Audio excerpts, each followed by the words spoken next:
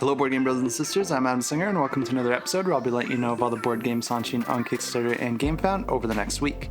If you're new to the channel, we do this every week going over all the upcoming campaigns, so if you want to stay up to date, this is definitely the place to be. But before we get started, I do like to go over some news and announcements I just found out about over the past week. But before we jump into that, I do just want to mention that this is the first video since the Level Up Retreat, which just happened last weekend, and it was a ton of fun, and I got to meet a ton of new people from the community, including many of you that do watch these videos. So if you did attend, I hope we had a chance to chat and say hello, and I hope you had a ton of fun too. I'm sure you did, because everyone there looked like they're just having a blast. So many good games and so many cool events going on, including the very well respected box fart competition, and if you don't know what that is, well, you'll just have to attend next year. I also made a ton of other really great memories, like playing Kingdom Death Monster with Jeremy Howard, or starting a game of Anachrony at like 11 p.m. at night. I got absolutely destroyed in Splendor by Professor Meg, and I also got to try out the new Veiled Fate expansion, which is absolutely amazing. It's definitely a must-have if you are a fan of the game, and I actually got to play that with Alex Radcliffe himself. And unfortunately, outside of these videos, I'm pretty bad at content creation. I don't really vlog or do anything like that, but I'm sure a few other content creators that did attend will be posting up some footage and their experiences as well. And I did travel there with Jenna from the Board Game Garden, and I know she will be putting up a vlog, and she always does a fantastic job. And if you do want to see me out in the wild, I'm sure I'll make an appearance in that video at some point as well. And yes, I was also fortunate enough to spend a ton of time with someone very special to me, probably the love of my life. And of course, I'm talking about Devin from Devin Talks Tabletop. And like I said, I hung out with a lot of cool people, and I'm not going to mention them all here, but if you were one of them, I just want you to know that it was fantastic hanging out with you, and thanks for making this weekend so awesome. And I do want to thank Alex and his crew for setting all of this up and making it happen, and I can't wait until the next one. And maybe I'll try to do a vlog next time. Coming from me, it's probably going to be a little bit different than your traditional vlog, for better or worse, but I think it'd be fun to give it a try, and I do love this event enough to just want to get more exposure to it and to try a couple new things. And I don't know if they're planning to run this event twice a year, but they've only run this event twice, and the first time they did it was in the summer, and now this time was in the winter. So I don't know if they have plans to run this again in this next summer, but if they do, I'll probably attend as well, and I will definitely be letting you know, and I'll be looking forward to it. But getting back to the news and updates that I just found out about over the past week, this first one is actually one that I just want to give a quick mention to, because somehow it slipped under my radar and I didn't let you guys know about it last week. But CMON did just launch a campaign on Gamefound for the Song of Ice and Fire tactics game, and this is a tabletop skirmish game where players are going to be controlling different houses and trying to be the first to take out their enemies. Of course, this does have the Game of Thrones theme, and it has a ton of really cool miniatures as well, so if you are interested in that, you can go find that on Gamefound now. But other than that, the only thing I want to mention is that there is an upcoming Harry Potter's game, and this is going to be a miniatures adventure game. I don't have a whole lot of info on this one right now, but I will be covering it during the week of its launch. So if you do want to learn more about that, you can always subscribe down below and stay tuned for when I do cover this during that time. And I know I just talked about him, but I do always like to give a quick shout out to Alex over at Board Game Co, because him and I do work together keeping track of all these upcoming campaigns so that I can put these lists together for you each and every week. But then Alex also posts a video at the start of the month letting you know of the heavy hitters for that month, but he also puts out a ton of other videos as well, and you'll definitely want to check him out if you are in the hobby. I do also work with Mike over at Zilla Blitz as well, because he focuses more on the historical war games, which is an area that I don't really dive into too deeply. I will mention these games, but you will want to be checking out his channel because he will go into them in a lot more detail. And he also puts up a video at the start of each month letting you know of the games for that month and any that he missed for the previous month. And like I said, I do share my list with him, but he also has a few other sources as well to make sure that he's getting you the best info as possible. And that's it for an intro, and the campaigns are ramping up again, so we do have quite a few to cover this week. The first few are games that I have covered in the past, so just bear with me as we get through those, but we do have a lot of new ones as well, and let's check them out. And the first campaign we have launches on February 13th, and this one's called the Philharmonix, and this is a game for 1 to 4 players. It takes about 60 to 150 minutes to play, and this is a game where players are going to be taking their own space space orchestra to the many galaxies and planets to try and gain the most prestige. Like I said, this is one that I did cover in the past, so I'll just go ahead and roll that previous footage for you now. And this one is a competitive sci-fi worker game where players are going to be playing as a space orchestra manager. Players are going to be playing over 5 rounds, where each turn you're going to be spending action points in order to perform one action. The interesting thing here is that each of the actions' amount of points needed to perform it are going to be varying from round to round. So there's going to be a changing market there. Not only this, but for each player that already performed the action, it's going to also increase that cost. So there are some varying costs here that players are going to have to manage as they decide which actions are going to grant them with the best overall outcome. And there's a whole bunch of different actions for players to choose from in order to send their orchestra to different planets, do things like recruit and train musicians and conductors, create different symphonies and perform those symphonies, and also gain supporters and fans, and expand your musical knowledge. Players will be gaining victory points throughout the game depending on the musicians they're able to acquire and the shows that they're able to perform, but you're mainly going to be gaining those victory points from performing those shows and by completing different objectives. The player with the most victory points at the end of 5 rounds wins the game, and if you want to know more, I do have links in the description below. Also on the 13th, we do have a campaign that I just covered, but they ended up canceling it to make some tweaks to the campaign, and this one is called Etherium. It plays 2 to 4 players and takes about 45 to 60 minutes to play. And if you were following the original campaign, I did notice that there was a post on our Discord letting us know of some of the changes that you can expect, because they're going to be offering a better price, modular board, as well as a solo mode add-on. So if you are interested in that, I will have this linked in the description below, but I'll just go ahead and roll that previous footage for you now. And this one is a competitive game where players are going to be playing as different tribes with their own asymmetric abilities. But something that's special about this one is that it actually features a 3D play area that you're going to be piecing together by putting together all these little boxes. And the way that this actually plays out in the game is how it affects each player's movement. Because in this game, you're going to be able to take one movement on your turn, but you can actually move as many times as you want as long as you're moving down to a lower level, but then you only get one movement up onto a higher level. So if you start your turn on a higher level, that's going to set you up to move a little bit further. But this is a game that plays over a number of rounds, and at the start of each round, players are going to be drawing a season card, which is going to be granting different bonuses or penalties for certain actions, but it's also going to determine the player order. Each player is also going to get to draw a card that will grant them some sort of bonus for that round, and then players will be choosing their actions in secret. And there's a few different actions that you can take in this game. You're going to have 5 different tokens that you're starting with in order to perform those actions, with each of those tokens being numbered from 1 to 5. This is a game that uses action programming, which means that players are going to be deciding all their actions in advance, and you're going to have to go through them in the order that you assign them to be, and each player is going to be choosing their actions in secret. The different actions are going to allow you to do a whole bunch of different things, like move your units, and players do have 2 different types of units in this game. There are the gatherer units that are proficient at collecting resources, and then there are the soldier units that are proficient in combat. Whenever you do get into combat with another soldier, you're going to be rolling dice equal to the strength of your soldier, but if you get into combat with a gatherer, then you just automatically win. And there is also an action to upgrade your units, and whenever you do that, you're going to be adding another token under the base of your unit, and that's going to dictate your soldier's strength, or if they're a gatherer, it's going to dictate the amount of resources that they'll be able to collect. But of course, to collect those resources, there is an action for that as well. And then there is another action that allows you to push your luck by rolling some dice that can end up with some positive or negative consequences. And there are also actions to convert resources into other resources, or even cards or upgrades, or even gaining additional tokens for additional actions later in the game.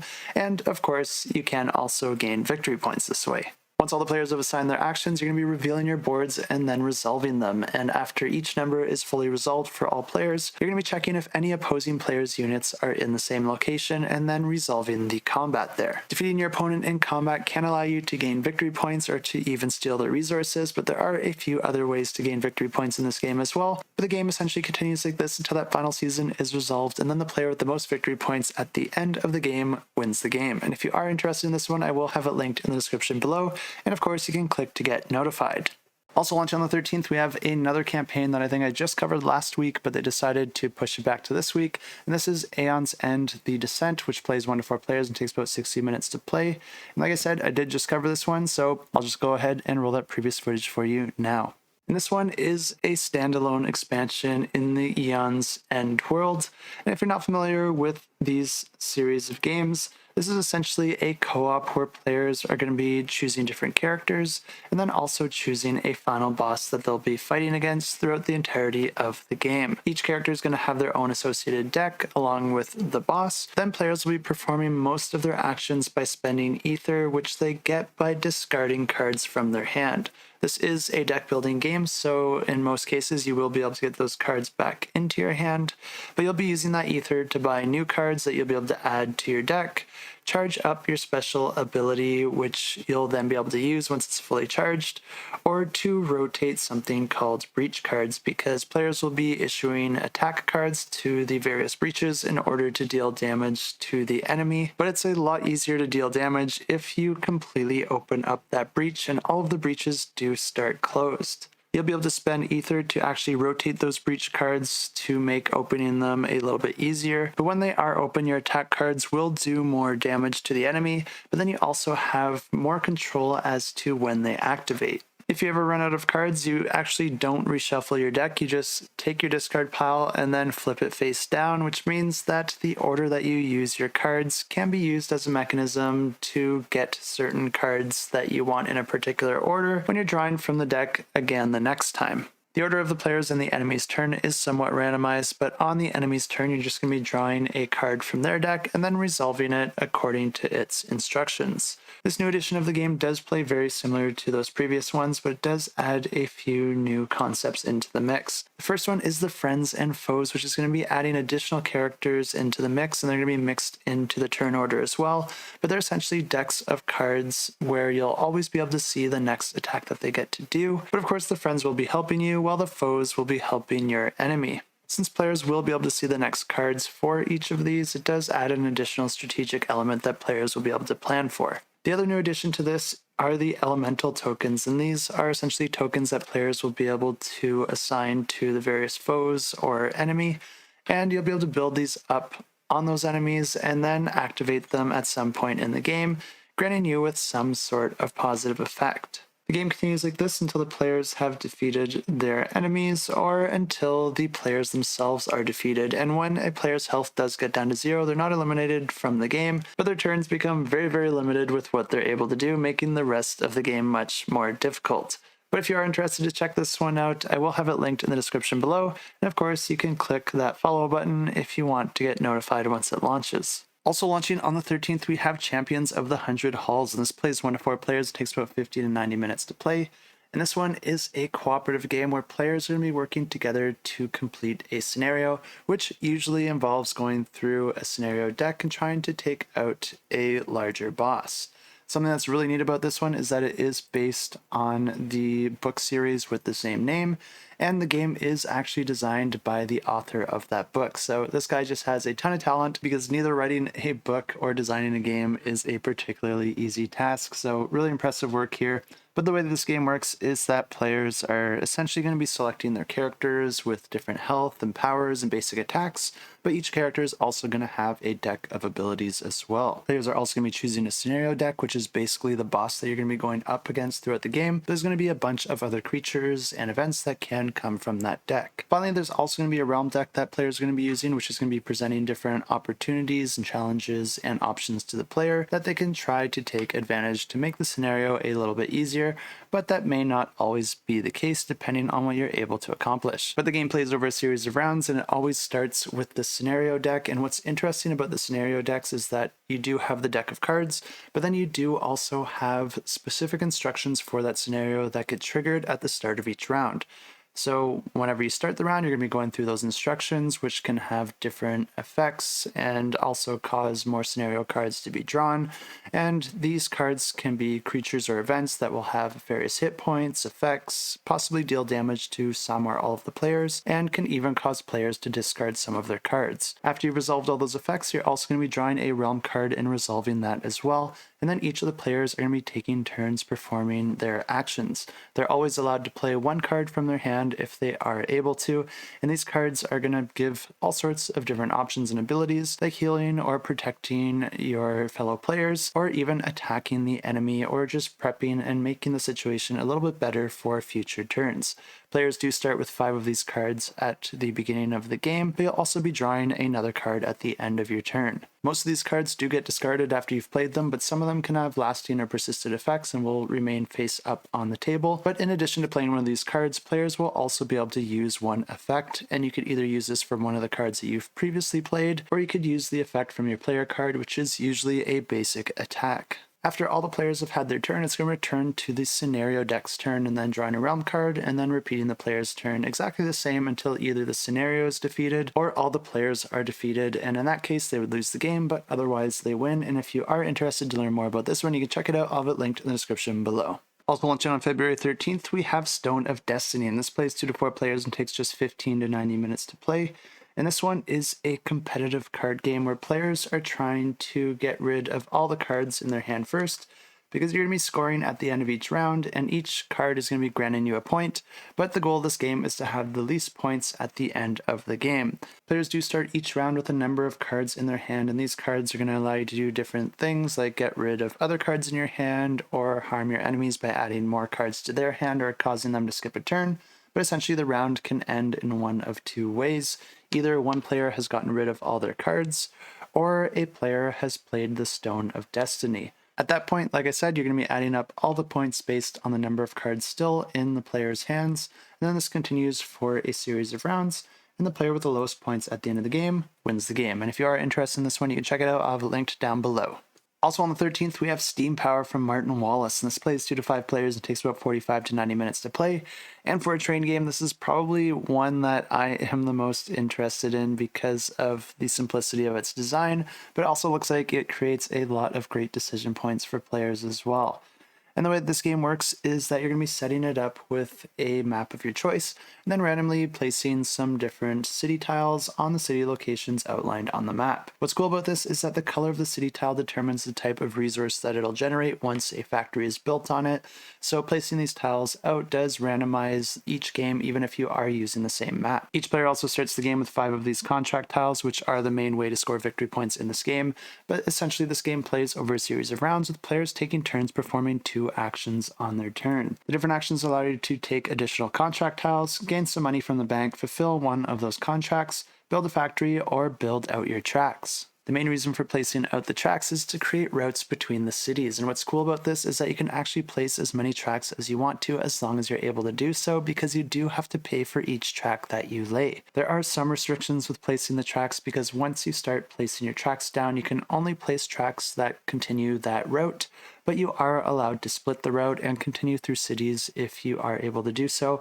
But if you ever end on an unfinished route, and that would mean a track that starts at a city but doesn't end at one, you do have to continue from that route the next time that you use the place tracks action. Then we have the build a factory action. This one is really important because you're going to need to do this in order to complete your contracts, but it's also a nice way to gain some additional victory points throughout the game, because whenever you build a factory on a city tile, you're going to be putting down a number of resources with your factory that match the color of that tile, and then players are going to be using those resources to try and complete various contracts. Cool thing about this is that if all the resources are used from your factory, that's going to be giving you additional victory points at the end of the game, so you might want to be placing these where you think they will be used. And each contract will have a number of different colored resources required in order to complete that contract. And when you perform the complete a contract action, what you're trying to do is get all those different colored resources onto a track of your color. But if you're taking that resource from an opponent's factory or passing over an opponent's tracks, then that's going to be costing you $1 for each one. The last 2 actions are pretty self-explanatory, with taking additional money from the bank as well as taking additional contract tiles, but essentially the game's going to end once a certain amount of contracts are completed, and then players are going to be adding up all the victory points from their contracts as well as any of their factories, and then the player with the most victory points wins the game. And if you are interested to check this one out, I will have it linked in the description below. Also launching on the 13th, we have Sea Dragons. This plays 2 to 5 players and takes just 30 to 45 minutes to play. And this one is a competitive game where players are going to be using cards in order to place their dragon tokens out on the main board. And players are going to be scoring points for having area majority in the 4 quadrants of the ocean. But then they can also gain additional points by other means, like completing missions through set collection. The main board is going to be set up by randomly placing pirate tokens on all the designated locations on the board, but then you're also going to be revealing a few objective cards that players will be able to complete by collecting those pirate tokens and then trading them in for those cards, essentially gaining those victory points. Whenever these are gained, they are replaced with a new card, so although it is a bit of a race, there will be additional cards coming out if someone gets to one before you. But players are also going to be starting with a bunch of different pattern cards, and on a turn, players are going to be choosing one of these pattern cards and then placing their tokens out on the board, matching that pattern. Whenever you do this, you can place your dragon in any orientation, but there are a few restrictions that you do have to follow. The dragon always has to be placed either adjacent to the center of the board or adjacent to another player's dragon, and it can never be adjacent to one of your own dragons. You're going to have to pay coins for covering up any of the spaces that have whirlpools, and you'll also have to pay a coin for each other person's dragon that you are adjacent to. You're going to be gaining gold for any of the spaces that you cover up with a gold icon, and you'll also be able to gain any of the ship tokens of any of the ship tiles that you cover up with your dragon. And like I said, those will be used to complete those wanted cards. You may have also noticed a few spaces that have coral on them, and anytime that you put a dragon token on one of those locations, you'll be drawing a card from the Coral Reef deck. And what's neat about this is that it can have a variety of different cards that could get you additional coins, additional ship tokens, or act like additional dragons in any of the quadrants, which essentially help for area majority in those regions.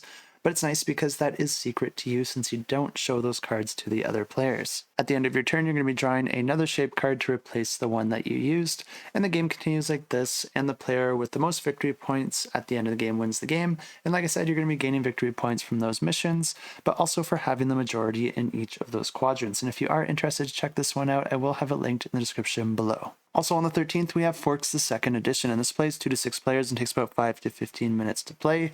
And something to note about this one is that even though it's just labeled as a second edition, there has been quite significant changes to the game, especially the artwork, because it looks a lot better now. But they have tweaked the rules a little bit to make it a little bit more streamlined and really focus on the simultaneous play. And I do think this game looks like a lot of fun as well, which is great because it's definitely a travel-friendly game, because the way that this game works is that it just uses a deck of cards. These cards are going to be in 5 different colors, with only 3 of those colors actually gaining you victory points at the end of the game, and the other 2 subtracting from your victory points. But what's really cool about this is that it's the cards in the center of the table at the end of the game that are going to be determining which of these colors score and which don't, and the players do have some control over this. There is one special card in this game called the tiebreak card, and this one is super important because it's going to determine which of the colored cards take priority over others in the case of a tie at the end of the game. And I'll come back to the final scoring in a second here, but at the start of the game, you're going to be putting that tiebreak card out on the table for all to see, and then you're also going to be randomly drawing 3 cards from the main deck, and then putting those cards in order according to the tiebreak card, stacking any cards that might happen to be the same color. This is really nice because it adds a little bit of variety from game to game, since the colors that appear there at the start of the game are going to be a little bit more likely to be the cards that end up scoring at the end of the game. This is a game that plays over a series of rounds, and the rules to this one are quite simple because each round you're just going to be dealing 3 cards to each player, and then each player is going to simultaneously choose 1 card to keep face down in front of them, then they're going to pass the remaining cards to the player on their left. This repeats with players choosing another card, but then the card that was not selected is actually going to be going into the center of the table, adding to the stacks that were already there at the start of the game. This means that new colors could be added into this display, or more cards could be added to those existing colors. But the game just continues like this over a series of rounds until that main deck is completely depleted, and then you're going to be adding up each of the columns for each colored card. And then the columns that have the highest total value are going to be the ones that actually gain you points at the end of the game, with the columns of the lowest values subtracting from your victory points. And this is where that tiebreak card becomes really important, because once you've added up the cards for each column, if you have total values that equal each other for 1 or more columns, you're going to be falling back to the tiebreak card to determine which ones take priority, and this could be the deciding factor of gaining points or losing points for a particular column. But now that you know which of the colors are going to be gaining or losing you points, all the players are going to be revealing the cards that they kept face down in front of them, and then adding or subtracting the values of those cards depending on which color they are. The player with the most victory points at the end of the game wins the game. And like I said, I do think this one does look like a ton of fun because the decision of which cards you want to pass is super important and does also grant you with some additional information because you know which cards you passed. And you might want one or both of those cards to end up in the center of the table because they might be a color that you're collecting. But the card that isn't sent to the center of the table, you then know was kept by your opponent and you know which cards they might be going for. This is going to create some really interesting decisions with the cards that you actually decide to keep, since you also want to keep cards that are hopefully going to be granting you points at the end of the game. I'm really loving the design on this one, and I think the upgraded artwork really does go a long way, and it's much better than what they had in the previous edition. So if you are interested in this one like I am, definitely follow along with the campaign, and you can find a link to it in the description below. Also launching on the 13th, we have Everstone Discovering Ignis, and this plays 1 to 4 players. It takes about 40 to 120 minutes to play, and this one is also my own personal pick of the week. And the reason for that is because I think this game does quite a lot with the way that the engine building works in this game. And what I mean by that is that there's only 4 actions in this game, and this is a game that uses worker movement, so you're going to be moving your pawn from one action to a different action every single turn. But the way that the engine building works is that you'll also get to activate additional cards above and below that action, and the way that those are going to get activated are from top to bottom, so it does matter the order that you put your cards there, and it does also present a really fun puzzle with trying to create different synergies and combos of cards that are going to work well together. There's also a main board with a few different tracks that players can move their tokens up to gain different benefits, and players will also each have a cart token out on this board that they'll be able to move around by using the various actions on their own personal player boards. And these personal player boards do represent the player's carts, and for this reason the upgrade cards that go to the top of the board are called the cart upgrade cards, and then the upgrade cards that go to the bottom of the board are called the relic cards. But something that's interesting about these relic cards is that they do come with a bit of a challenge, because before you're able to add their effects to one of your actions, you have to build that relic card first. And any relics that aren't built yet are going to be sitting on top of your board, and they're going to be covering up a portion of the benefits or effects that an action might give you. This means that if you perform an action with a relic card unbuilt on top of it, you're only going to be able to perform a part of that action. So if you do want to be efficient with all of your actions, you're going to want to try and build those relics first. But the first of the 4 available actions on your board is the barter action, and this allows the player to move their wagon back to the Ignis location on the board, which allows them to purchase a relic, which, like I said, you will have to build before you insert it as an upgrade. But then you'll also be able to choose one of the free rewards which come with the barter action, which I believe are randomized from game to game, but they usually offer you some sort of resources or resource conversion. The next action is the Explore action, which allows you to move your wagon to any of the other locations out on the board, which can have a variety of different effects, but they mostly will allow players to convert their resources into other resources or into victory points, or even spend their resources to get additional actions. But these actions can do all sorts of different things, like get additional relic cards, move you up various tracks, or even gain you some of those cart upgrades, which you'll be able to add to your board and use again and again when you do perform the associated action. But the other way to move up those tracks is by performing the harvest action, because anytime that you do that, you're going to be rolling these 3 dice and then choosing 2 of those dice to add together, which will then determine which track you move up, because each of the tracks has a range of numbers at the bottom of the track, and whichever you fall into is the track you're going to be moving up, and then you're going to be also gaining any benefits for any of the icons that you land on. But that's not it, because you also get to choose if you want to take resources matching the color of that track, or rather than doing that, if you happen to roll 2 dice that match the top of the relic deck, you can actually take that relic card for free and then add it to your board. But like I said, you're going to want to build that relic as quickly as possible, so that's not covering up a portion of your board when it's unbuilt, and then also so you're getting the benefits of that action as quickly as possible. And in order to do that, you're going to be using the 4th action, which is the build build a relic action.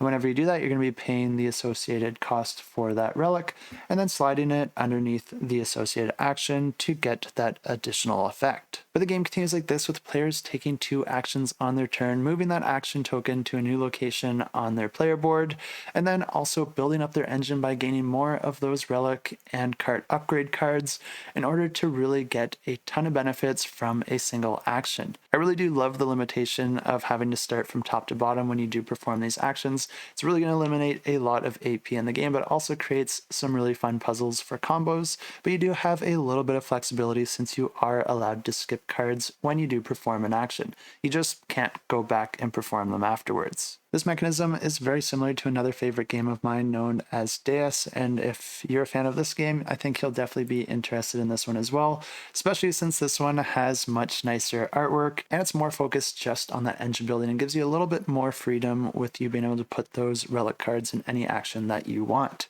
But if you are interested in learning more about this one or checking out more on the game, I will have it linked in the description below. Also launching on February 13th, we have Dieson Crusoe, and this is a solo game that takes about 30 to 60 minutes to play. And this one is also my solo pick of the week, which is something I just made up on the spot right now because I just want to have 2 picks of the week this week because this one does look like a lot of fun. I'm really not much into solo games, but I do sometimes find myself playing them, so maybe I'm slowly being converted. But this one has a theme that I love, and it also just looks like a ton of fun because it does use dice rolling for the actions, which is something that I'm a big fan of, but then the dice are also used in a really clever way. But the way that you actually win this game is by completing various objective cards, which will change from game to game, giving you a little bit of variety. But coming back to the dice rolling, the way that your turn works is that at the start of your turn, you're going to be rolling those 3 dice, and then you're going to be deciding which of those dice you want to activate first. And the order here really does matter because whichever die you decide to activate first, the value of the die is the amount that you're going to be moving your meeple around this rondel here, which is going to be determining the action that you're going to be performing, because wherever you stop, you're going to be performing that action. These actions can do all sorts of different things, but they're mainly going to be getting you some different resources or food or allow you to rest. But what's really clever about the dice in this game is that after you've performed your 3 actions, you're then going to be resolving the weather and the wildlife, and these are normally going to have negative effects on you, but if you are prepared, you can also get some resources out of them as well. But the thing that determines the weather and the wildlife that you're going to be going up against is the roll from your previous turn. There's various locations on the board for each of these effects, and depending on the wildlife you face, it's going to be moving you to a different location on a separate board. But essentially, after you've resolved everything, you're going to be cycling all of your dice, gaining the dice located on the weather and wildlife portion of the board, and then moving your freshly rolled dice into those locations, essentially setting up the weather and wildlife for the following day. Like I said, players are doing all of this to try and complete certain objectives so that they can survive the island, but if you end up on the island for too long, that is going to be triggering the end of the game, with of course the player most likely becoming pet food for the island. Luckily, there are some tool cards you can gain throughout the game if you're able to get certain resources. Then you'll be able to trade those resources in for some sort of craftable item that will be able to help you achieve your goals. The game continues like this until the player completes those goals or has come to the island. And if you are interested in this one, you can follow along. I'll have a link to the Gamefound page in the description below. Also launching on the 13th, we have the second edition for the game Don't Get Stabbed. And this is a party game for 3 to 5 players and takes about 15 to 30 minutes to play. And this is a 1 versus many game where one player is going to be acting as the killer, trying to eliminate all the other players, and the goal of the other players is to try and escape. There's no deduction here or anything like that. Everybody does know who the killer is, so you can try to use that information to your advantage. But essentially the way that this game works is that on your turn you're going to be drawing a card, and if it's a stab card, it's going to be going in front of you if you are not the killer. If you are the killer, you're allowed to put that back into the deck anywhere you want.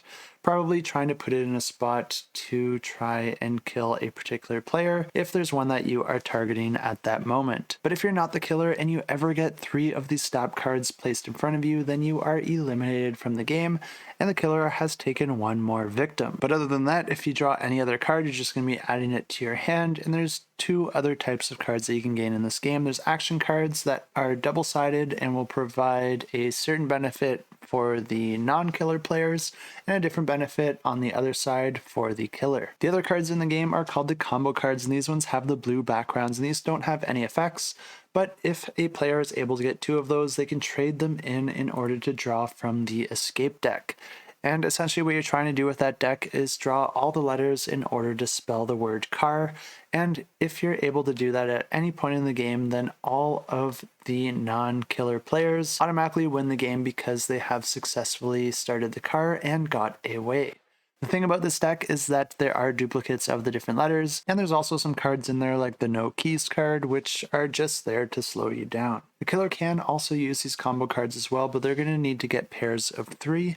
And if they're able to do that, then they can actually discard 1 of the letter cards that the other players were able to gain. The game continues like this until the killer has eliminated all the players, or if all the players remaining escape, then those players win the game. But of course, if the killer took any victims before they're able to do that, then it's not a complete win, and those players were still eliminated and do also lose the game. If this sounds interesting to you, or if you just want to get yourself a little plushie, I will have links to the campaign in the description below. And now for games launching on the 14th, we have Warpath, and this is a 2-player game that takes about 60 minutes to play, and this one is a miniatures war game, and I don't normally dive in too deep in the war games, but in this one, players are going to be controlling either the humans or the aliens on a distant planet.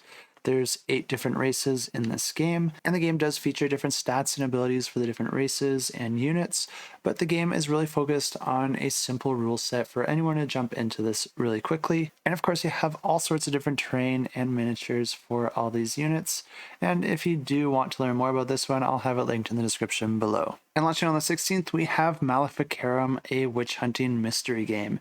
And this one is a role-playing deduction game where players are going to be different villagers, with one of the players being a witch with malicious intent.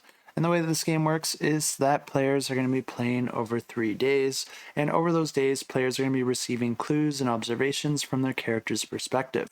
Players are going to be deciding what of that information they're going to want to keep to themselves and what they might want to share with the other players. Of course, we are dealing with a witch here who is a master of the dark arts, so you can imagine that there's going to be all sorts of different events and unexpected things happening for each of the nights along the way. This could provide additional information as to who that witch is, but it could also mislead the players as well, especially since the witch is among the villagers and also engaging in conversations and intentionally trying to cover up who they actually are. At the end of the game, the players are going to have to decide which player ends up in the pyre, and if that is the witch, then the villagers win the game, but otherwise the witch has the final laugh. And if you are interested in this one, you can check it out. I'll have it linked down below. And that is everything I have for you this week, but don't leave yet because we've still got a couple awesome giveaways to announce, and these are the easiest giveaways to enter ever. All you got to do is leave a comment down below, and that'll enter you in to win a pledge for either Ludos Asia